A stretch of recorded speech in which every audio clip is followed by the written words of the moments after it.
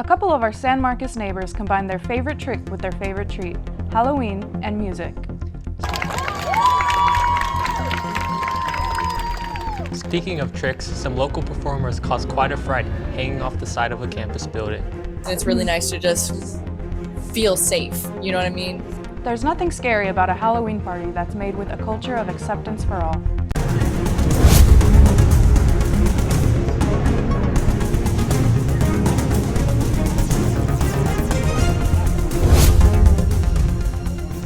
Hi, and thank you for joining us. I'm Diego Holomack. And I'm Emily Sanchez. Welcome to Bobcat Update.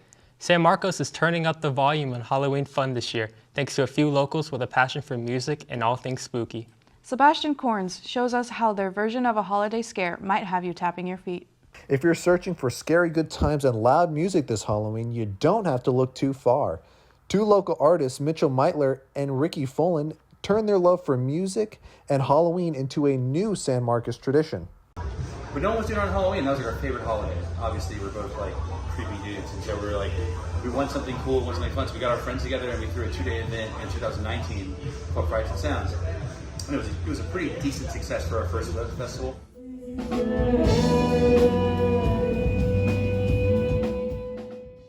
For Mitchell and Ricky, San Marcos isn't just where they live, it's home. And being able to share their music here means everything to them. All of our friends come up in such a great way. This town has so much talent in every capacity, and it's so cool that I've been on all sides of the spectrum trying to be a vendor, a promoter, an artist, and even a musician. And it's kind of cool to see how all those pieces, like meeting people like Mitch who really have that same dream. And so us together, we're a powerhouse here, and really just making this festival happen every year is just a blessing. We wouldn't do it without the community. And their number one goal isn't just about putting on a show, it's about giving back to the community that supports them. Every time we get a hookup, we give it to the community. So like that's kind of like the thing. Like we were growing, how do we help our people grow too? That was like kind of like the big basic thing. From tricks and treats to heart-pounding beats, Frights and Sounds is keeping the Halloween spirit alive in San Marcos. And if you haven't had your fill of fright, the show returns at Sean Patrick's Halloween night for one last scream. For Bobcat Update, I'm Sebastian Corns. The university hosts a number of events around Halloween, some costume contests, a trunk or treat on the Round Rock campus, a movie night. Last night's women's soccer game had a Halloween theme, but university police have some reminders for all of us as we hit the streets tonight.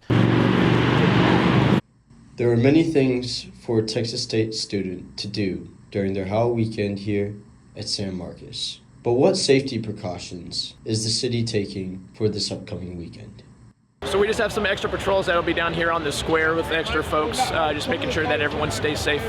On campus, we're going to have our normal patrol that we obviously have any time of day, night, whenever. If you have emergency, call 911. Every fraternity here has to sign a alcoholic event form. In that alcoholic event form, everything is including like security, if you're using buses or not, ways people are getting home, like absolutely no driving. Everything is Uber only. Everyone also here at Texas State, everyone in the IFC, all the IFC presidents and the risk management chairs have the Hays County Sheriff's Department's number.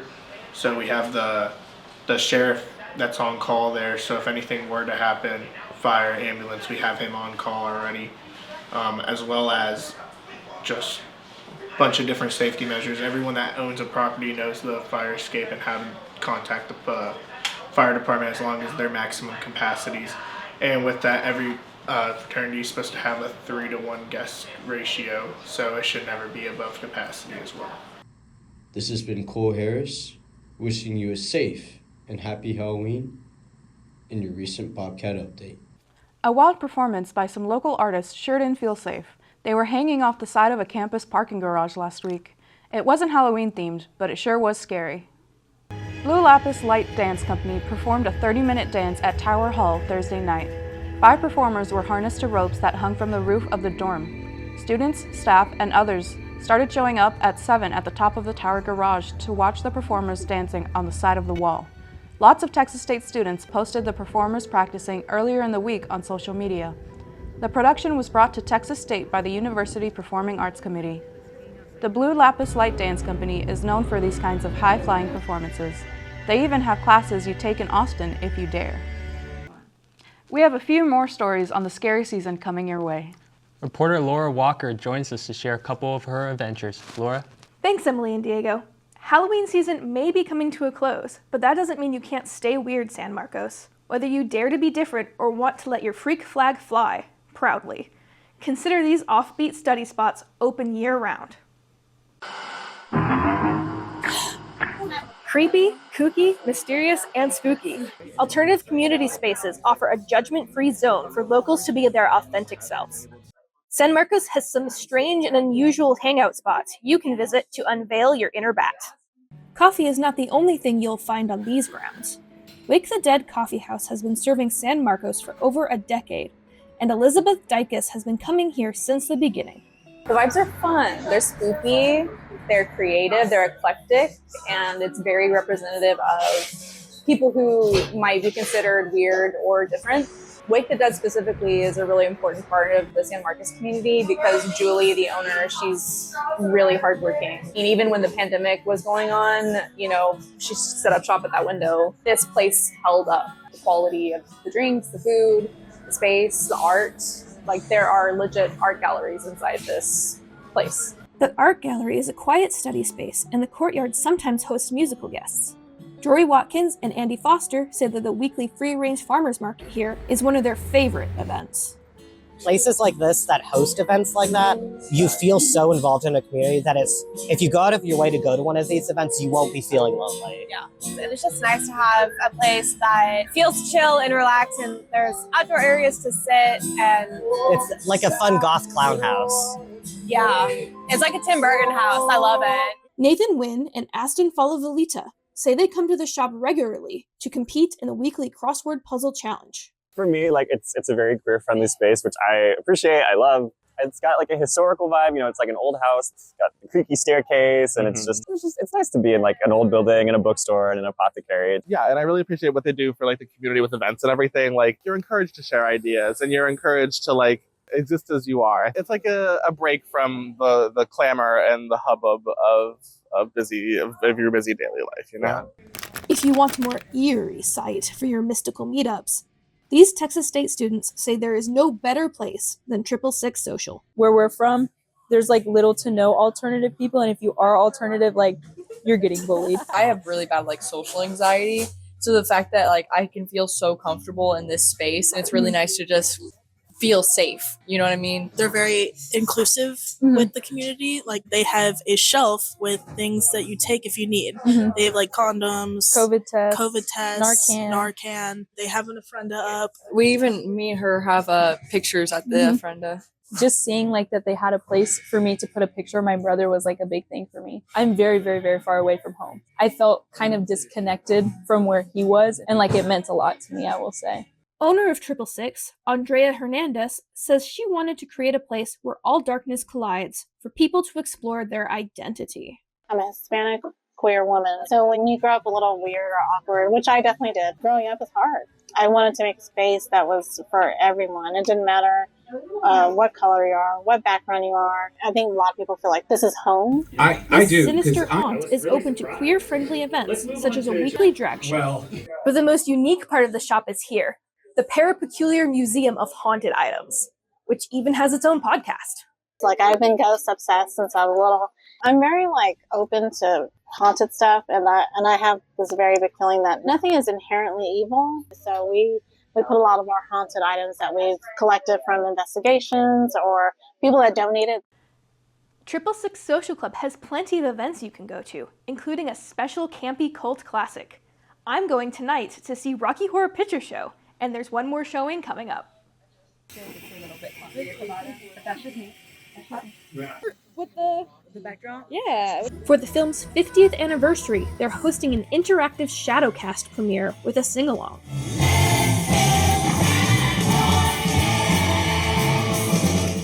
It's an experience you must see live. Brad, can you describe Rocky Horror in a few words for me? There's a bit of whimsy to it. It's very charming, hilarious, eccentric. Us queer theater makers, performers, drag artists, we all get to come together and kind of spread joy. There's a bit of traditional teasing that happens for newbies during the performance, but it's all in good fun.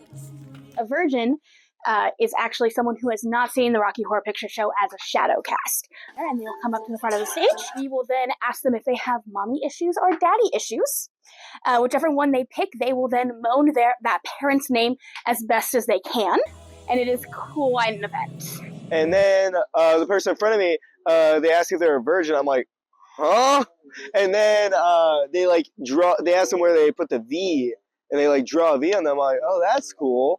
So then I come up and they draw a V on me too. And I chose right on my forehead because I want it to be full frontal. They know it. They know they can do whatever they want to me. You know, I don't really know what to expect. I doubt it's just oh, look at this person, they're stupid. Eddie, as the director, what do you want to see from the audience? The craziest things said toward the actors, the most ridiculous audience participation. Yeah, I just want people to have fun. I truly want to hear the audience laughing every second they can, and I want them to feel like they're also a part of the show. November 7th is when this rocket ship blasts off back to Transylvania, so get your tickets while you can.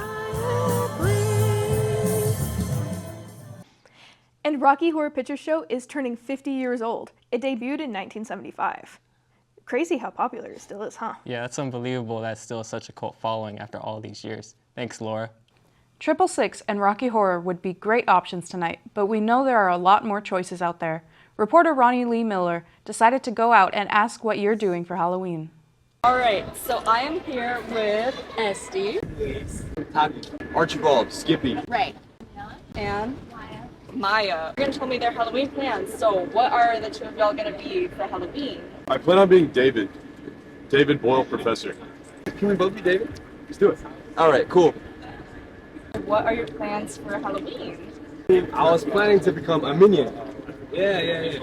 Are your friends gonna match you, or is it just a solo mission kind of thing? I haven't really talked about it, but I hope they match me. What are you gonna be for Halloween? A superhero Zatanna. She basically looks like a magician except con. I'm gonna be Snoopy and the girl from the book, The Vikings and the Stripes. I'm actually being a NASCAR driver. I actually have one of my best friends is coming in town, and me, her, and my roommate, who's also one of my close friends, we're doing a trio costume that we're all different mythical creatures.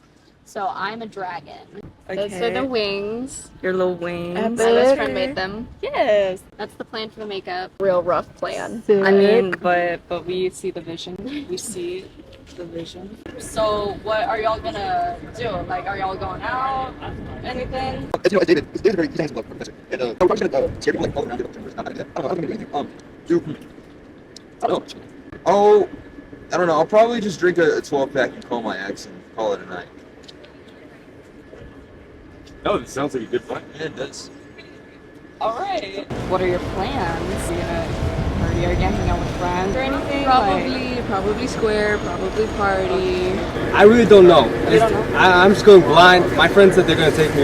You're winging it. And Yeah. That's beautiful. What are your plans? Are you going out? Thursday night, I will be out in the square. Friday night, I'm actually going to take McRae. Saturday, I have a UT party that my friend is throwing. I don't really plan anything. I just go with the flow, you know? You're free as a bird. Yeah. And we should all be free as a bird. Great question. I would also like to know the answer to that question. Oh, we're setting you free. I'm like a bird. Oh, yeah. Okay. Thank you. Yeah, okay, wait. Yes, okay. Anyways, I think that's it. Diego, what are you doing for Halloween this weekend? I have no traditional Halloween plans. I think I'm just gonna spend this weekend with some friends and my family. Oh, that sounds really nice. How about you? Do you have any fun plans? I think I'm gonna hit up a few Halloween parties. Ooh, you look ready to go already. Thank you. Well, that's all we have for this edition of Bobcat Update. Thank you so much for joining us. Watch this space for more news by students for students. We'll see you soon. Maybe tonight on the square.